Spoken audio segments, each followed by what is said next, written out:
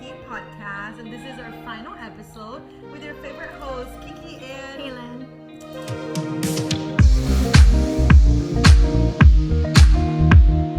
You guys may be wondering, why do we have an extra person here on our couch? And we wanted to bring straight from the office our amazing CFO Matt Lew. But before we get into the episode, let's do a quick fit check. I'll get started.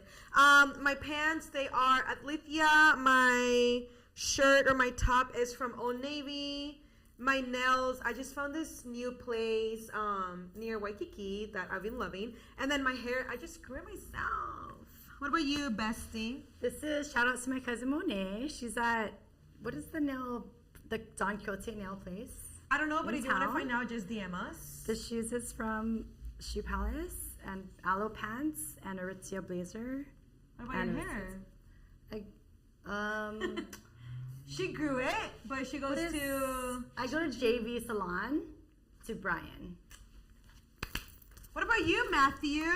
Shows your fit. So I got the pants from Arc'teryx. I got the unreleased Jordan 4 Lakers edition, pair number 243. I have the hoodie from Aloe, and then I have the watch from Tudor. Amazing, amazing, amazing. Guys, thank you so much for being here.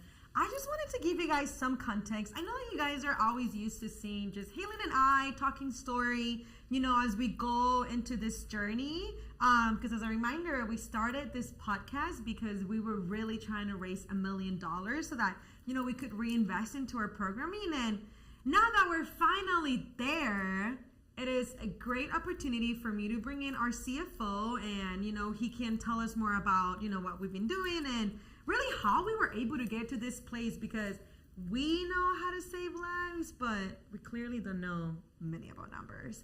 That being said, if you haven't met Matthew yet, you need to stop by his desk when you're dropping in, or if you're a parent, please, come talk to him. But, today we're not celebrating just money. Today we're talking more about the model that we've built at Spill the Tea Cafe. And before I ask Matthew a little bit more about himself, I do want to share something. I went by Matthew's desk, sometime earlier this week. And of course, as a number guy, he had this very interesting fact, and is that only 8% of the 1.5 millions of nonprofits in our country, in the United States, operate at this level. So Matthew, what does that mean? 8% and we're there? I didn't know that actually. Yes. Today. 8% is actually a bit, 1 million is a big threshold to meet. It's the hardest sort of threshold for any business. But would you know that only 6% of all businesses ever reach $1 million? And only 1% of tech startups ever reach $1 million in revenue. Oh my God, that's so touching to me. So it is truly a number that is the hardest to reach, because what is happening when that whole time to $1 million, it is the grit, the struggle, the build patch with sort of gum as you go model, and that is why it's so hard. Most people give up before they ever get there. So $1 million in annual funding, which was what we reached this year, is truly remarkable for that reason, because it is a very exclusive club, because it does show the grit to power through the struggle. Like, there was a time that we did not have him because we did not have the funding to fund him, right? And so it's cool to see the growth, and I actually cannot believe it's our final episode. So it's bittersweet, but very nostalgic, and I'm so proud of us, Kiki. Yeah, no, I'm really proud. And, something that I really like that you brought up is the grit. I mean, you guys saw it behind the cameras, and there were times where we were like, are we really going to make it? And, it really did take a lot of Haylin and I to be vulnerable enough to, share this journey with you guys. But the reason why I'm saying that, it's because I have a fun fact. Auntie Haylin actually hired Matt so that he could help us close down the business, and he kind of failed at that. And as you guys know, right, we were in that launch phase, and then we were in middle phase, which I see it as a place where, we were a little bit more sustainable, and and we started investing into, you know, like our processes, our structure, so that we can then sustain, right? Yeah. How do you feel about that? No, I feel like Matt really came in and had the expertise that we really needed. And I think every level of business, you have to grow and learn and become like a new version of yourself. But that concept of learning just never ends. And I think I didn't realize how much learning we would have to do. But Matt could probably explain a lot better than us, like what was wrong with the business, like where, you know, what he had to do to fix it and where we, you know, are headed, these kind of things. Because, you know, we're really focused on saving lives and engagement, being able to be an expert in engaging with teenagers. And when we are focused there and we want to excel there, then we need to rely on experts in the other areas for sustainability. So maybe you could explain a little bit, Matt. Sure. So previously was at Deloitte for 20 years and have probably advised probably over, I would say close to 175 companies over that 20-year period. And, you know, after doing that, you see a lot of commonalities and patterns of businesses, the ones that succeed, the ones that thrive, the ones that fail too. And instead of talking about what was broken, I do want to start off with what was right. And what was right, I will tell you, is something that I have learned over time. It's culture. There was a culture to the place. There was a feeling of mutual reliance on the place. And what I mean by that is there may not have been systems in place, but there was support in place. And I think that is so critical for businesses to understand, that businesses where people enjoy being around each other, that is an intangible that you can never measure in a number. It is something you feel and you know it almost immediately when you get there. And whether I was hired to wind it down, I wasn't wedded to any mission. I was wedded to understanding what the mission was first of the organization, and then really trying to learn, like, okay, do they have the core pieces that I've seen over and over again of companies and organizations that have really been able to kind of dig themselves out of some financial trouble and really sort of grow from there. So it was about culture, it was about support, and it was about grit. There was a sense of, I will do anything to make this place work. And I got to tell you, that is as rare today as ever. The new generation, I think we're seeing a little bit of that, but it's not about what's bad. It's just about the fact that you don't see a lot of businesses and organizations where everybody is willing to do whatever it takes.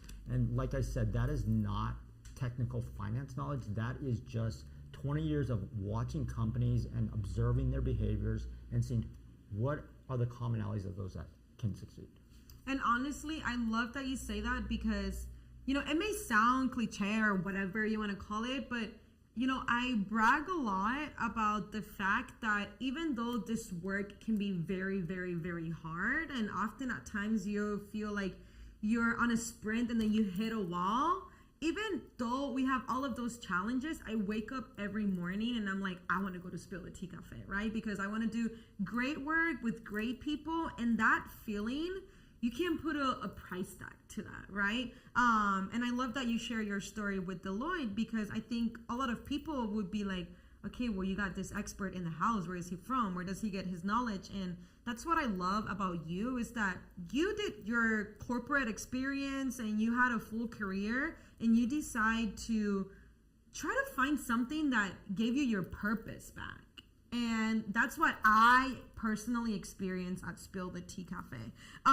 Let's talk about the real problem that we're solving. Like, yes, we have $1 million. Well, not that we have, but we've been able, right, over time, a revenue, $1 million. What are we doing at Spill the Tea Cafe? Because I feel like people just think that we just do therapy. But what do we do at Spill the Tea Cafe?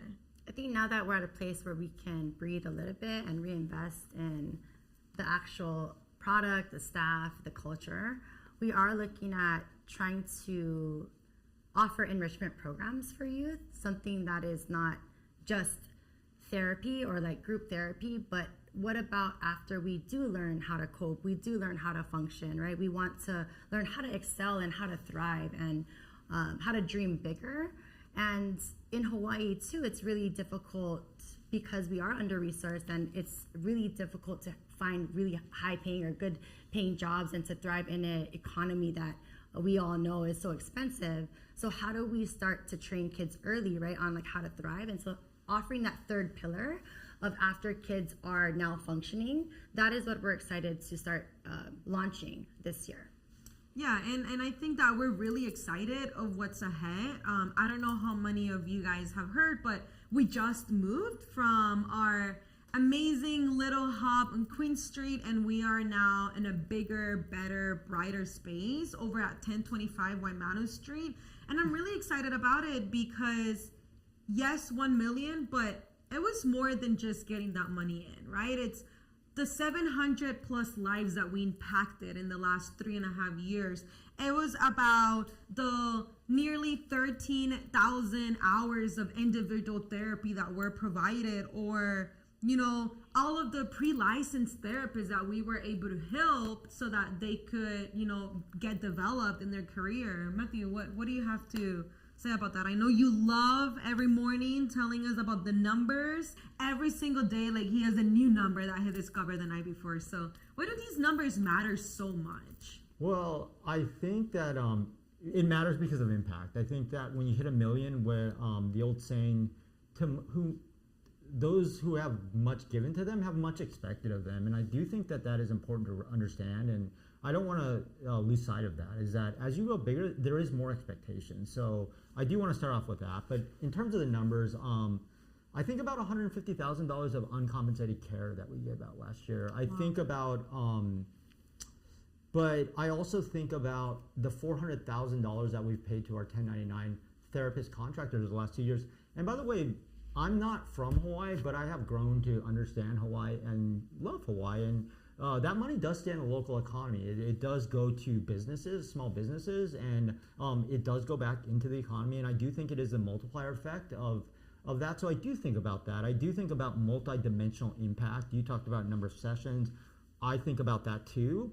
I think about uncompensated care. How much can we give and still maintain that reinvestment cushion that we're always trying to build better systems, invest in more people. I also think about the people. I think about the fact that nonprofits have a mentality that sometimes suggests that to work at a nonprofit, you have to really sacrifice yourself. And, one of the first things, most proud things that I did was start a 401k plan for the company's W-2 employees. And this isn't about talking about, what we do for our employees, but that is a part of being, in the wellness business, healthcare, is we have to take care of ourselves. And I do think that that's extremely important. Financial health.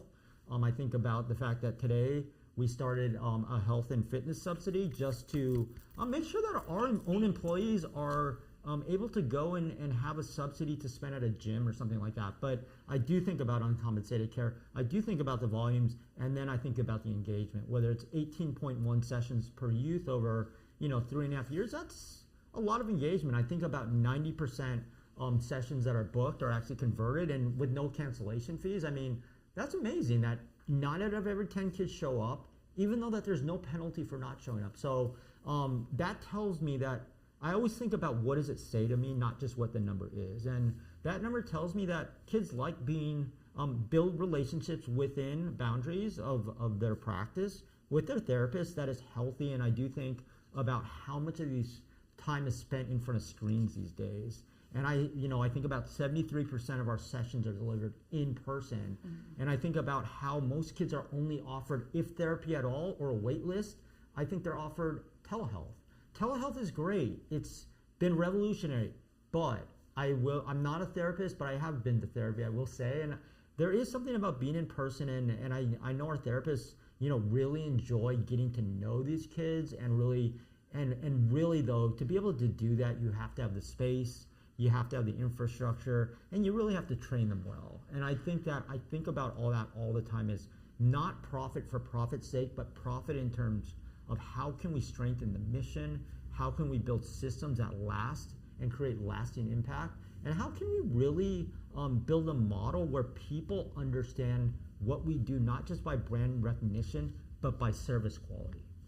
Yeah, I think that we all have a this mindset, especially in Hawaii, it is true that in nonprofits, the culture is people are not making a lot of money. A lot of times people qualify for the service that they're actually offering, and that really perpetuates the reason that nonprofit even exists. And so, you know, it was a lot of, I don't know, just feeling like I'm in the dark, and everything that we continue to learn and uncover through this journey has been kind of heartbreaking, honestly. And we have been able to pivot and say, this is what a social enterprise is, right? And how was Matt able to look at our organization and say, yeah, this is kind of like a typical nonprofit, and you're going to continue to lose money if you operate this way. So how did he, you know, go from that point to now we're in a huge, like much bigger, better space? How did you do that in such a short amount of time?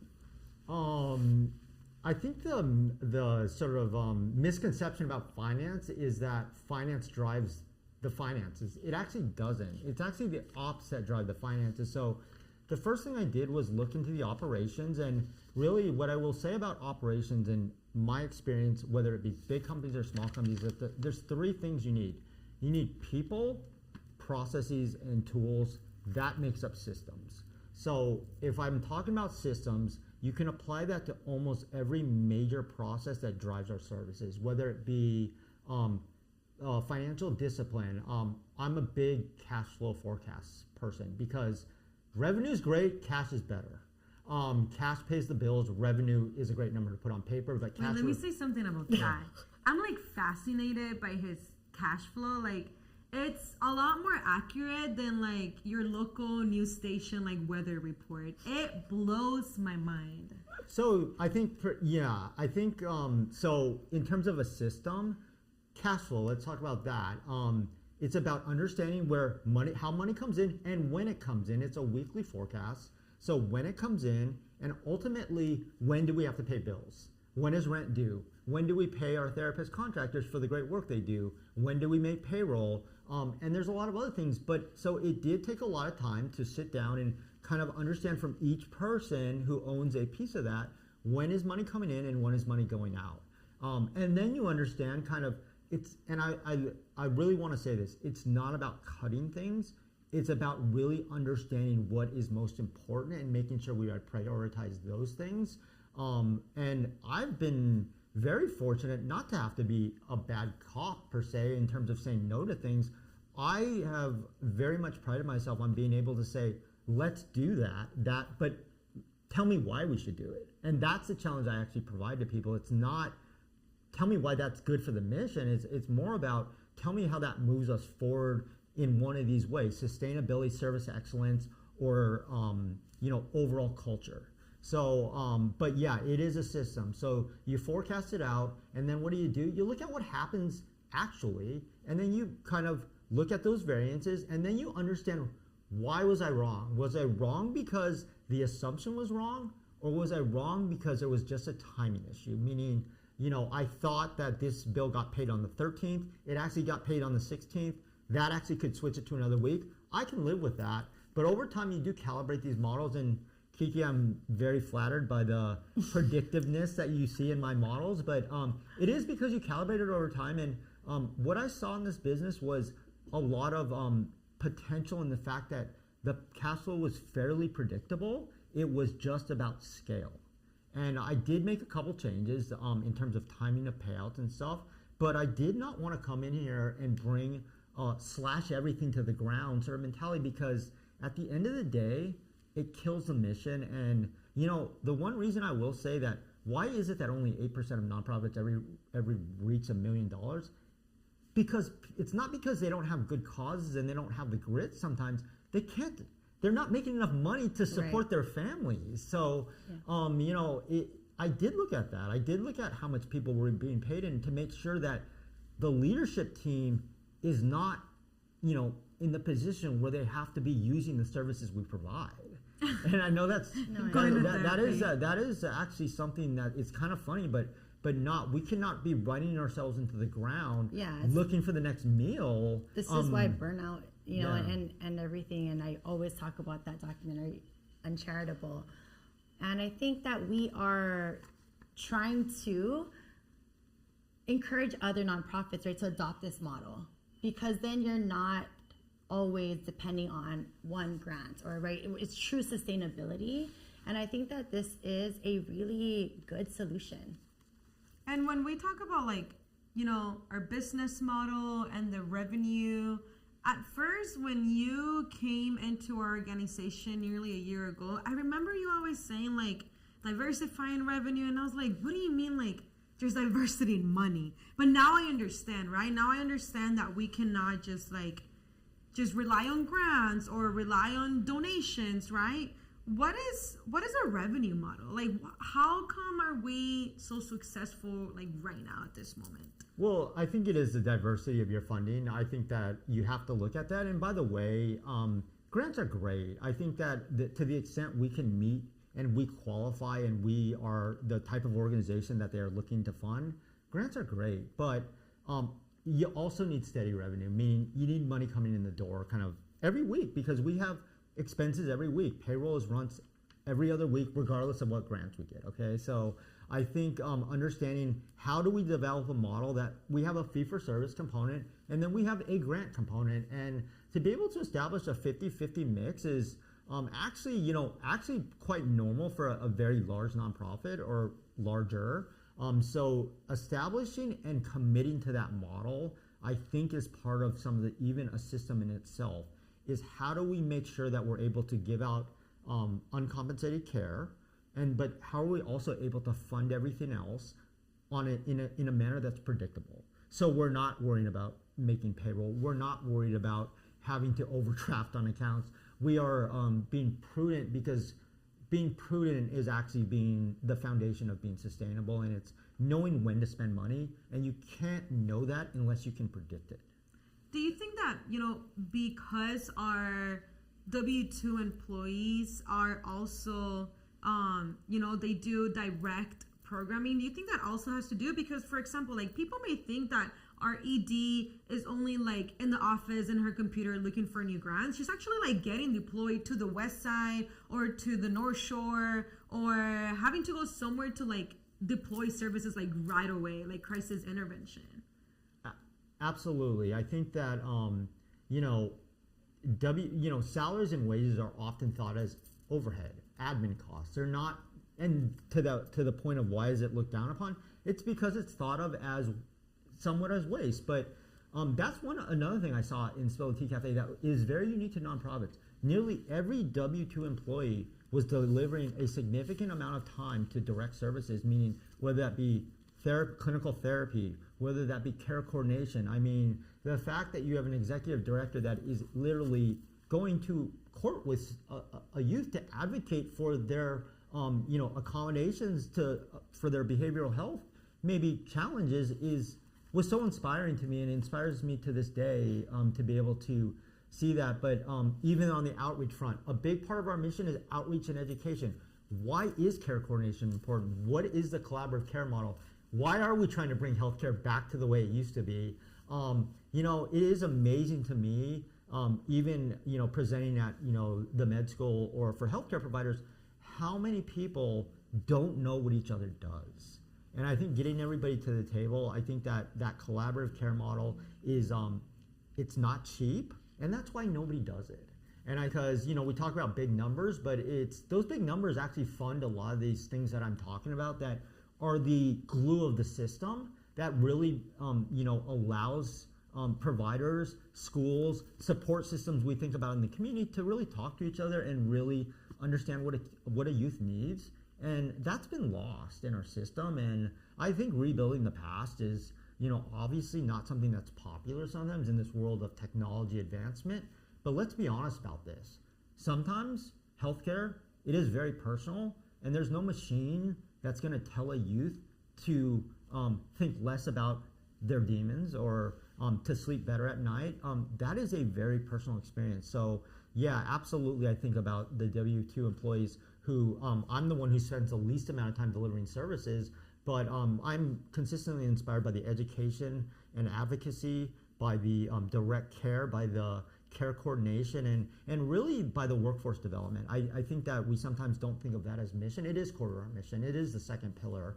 And really that is That is so important to understand that you can give a man a fish, which is what therapy is today, or you can give a man a fishing pole to feed his family for a lifetime. That is developing the workforce pipeline, and I don't want to lose sight of that. And I love that you're talking about the workforce delivery.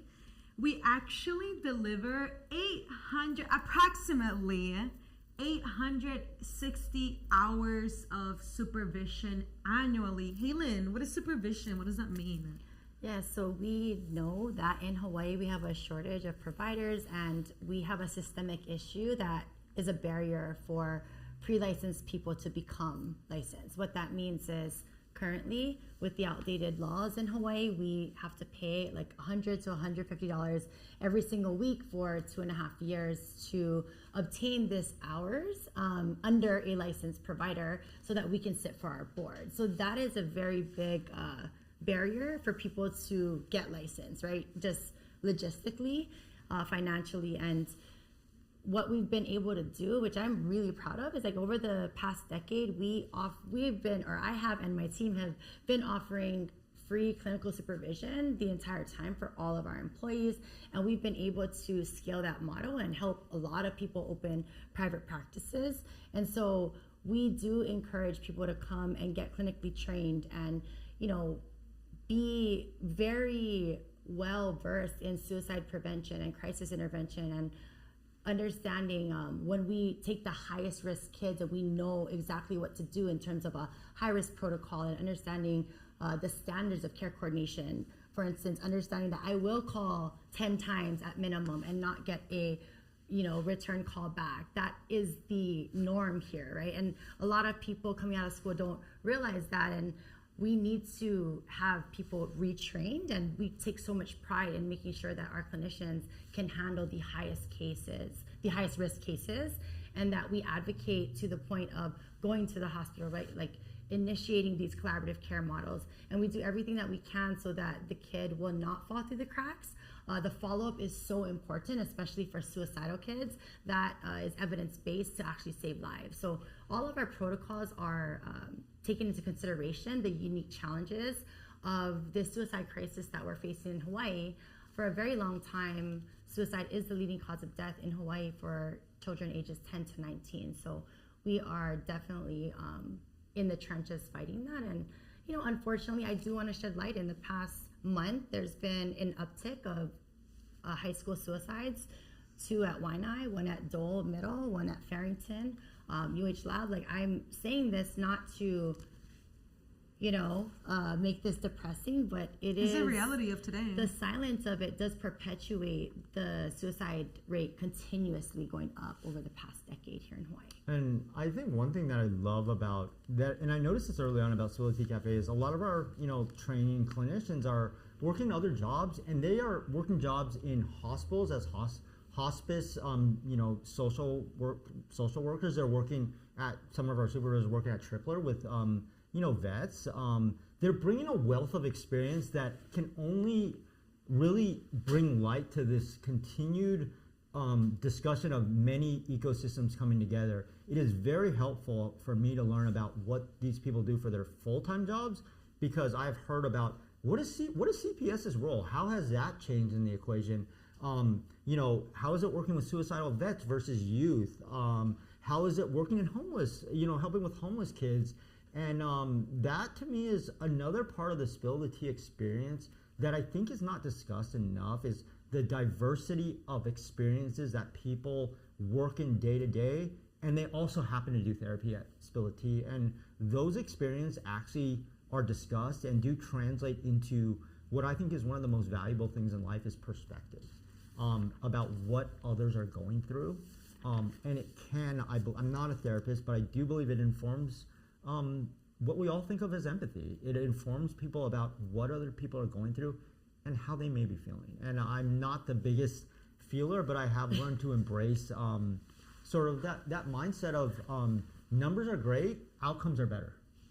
Yeah, and I am a therapist, and I want to know, on the personal side, Kiki and Matt, we've dived a lot into the technicality of our business, and I'm so grateful for the both of you.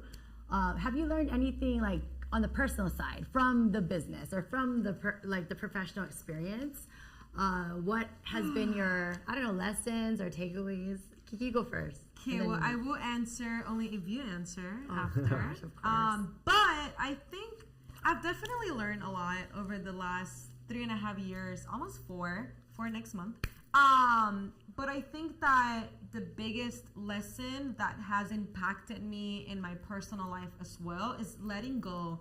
I think that growing up as the oldest child and always putting out fires, being a nanny in my younger years, I always had this thing in my brain that I had to fix everything, I had to help everything, I had to do everything. And now letting go and just focusing on the things that I'm really, really good at and being vulnerable enough to ask for help on the things that I'm not good at, right? Like I am probably really good at ground reporting, but creating a grand budget, I will probably need to refer to Matthew, right? So letting go has been the biggest and most powerful lesson that Spility Cafe has taught me. What about you, Matt?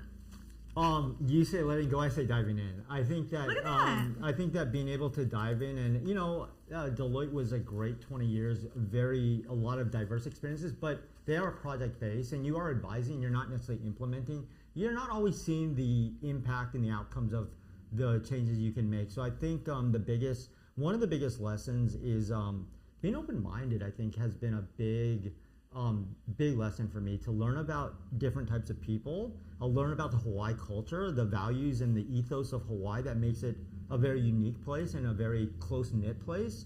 So the ethos of Hawaii, I mean, is very apparent, was very apparent early on. I am Asian, which made me think like I could fit in easily, but I'm not from Hawaii. And a lot of people, have friends from first grade that they're still friends with here, and that's so unique about Hawaii.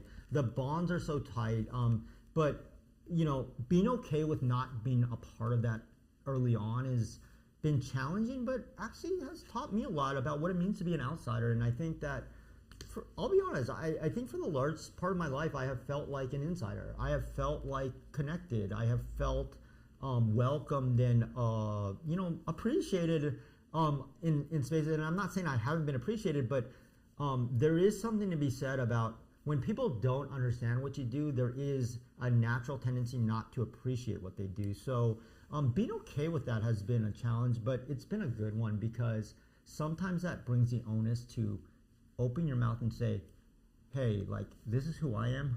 I'd love to learn who you are, not what you are, who you are.